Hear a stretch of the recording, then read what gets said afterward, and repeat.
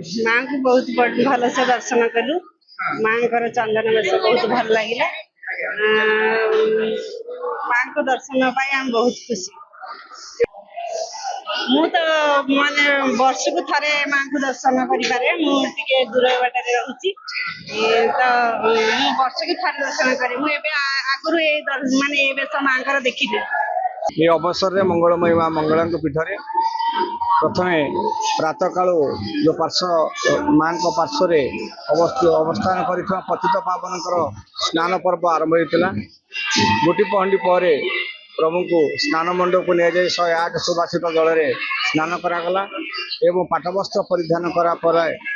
हजार हजार भक्त माँ प्रभुंर सानिध्य लाभ कले। ये अवसर में आज माँ पीठे सर्वांग चंदन बेश माँ से पूजा पंडा पालिया सेवक और सेवायत मान तत्परता बढ़ी जाइए। पाखापाखि 10 केजी ओजन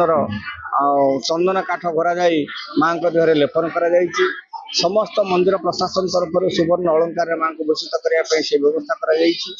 तत्सहित पुलिस प्रशासन आमको सहयोग कर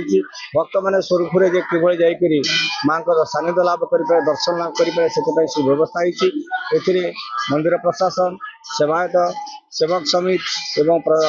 आम उपदेष्टा कमिटी सहयोग करी विशेष बार धन्यवाद दी मोर सेवायत मान को पूजा पंडा मान को से प्रचेषा से निष्ठा विशेष बार युवपीढ़ी पिलामानकर जो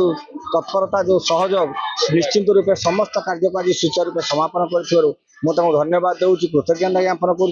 कृतज्ञता ज्ञापन कर मोर मीडिया बंधु मान को जो मैंने कि यार प्रचार प्रसार कर माँ सहयोग कर मंगलमय माँ मंगला प्रभु पतित पावन समस्त मंगल कामना करते आशा कर वक्तव्य।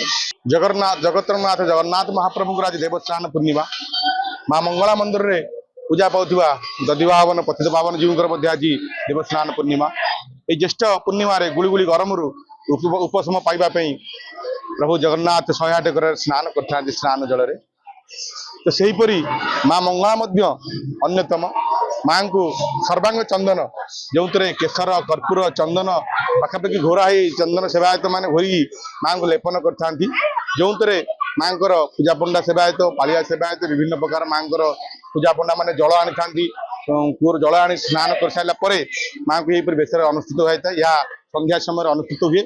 संध्या पर भक्त मान दर्शन करते एक दुर्लभ बेश जो कि चंदन और स्वर्णर मिलित माँ को दर्शन करते स्वर्ण चंदन व सर्वांग चंदन वर्ष को थे ये ज्येष्ठ पूर्णिमा यही बेश अनुष्ठित होता है। अति कमनीय बेश या देखापी ओडिशार मातृभक्त माने हजार हजार मातृभक्त माँ को दर्शन करते कृपा भिक्षा करते जगन्नाथ प्रेमी मैंने आसी पतित पावन जीव को दर्शन कर कृपा भिक्षा करते गजानन बेश दर्शन दे था प्रभु अति कमनीय बेश मंदिर प्रशासन तरफ समस्त प्रकार सुव्यवस्था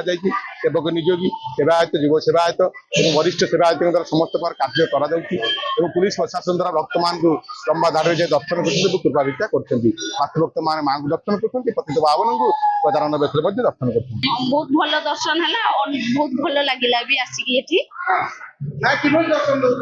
बहुत भल।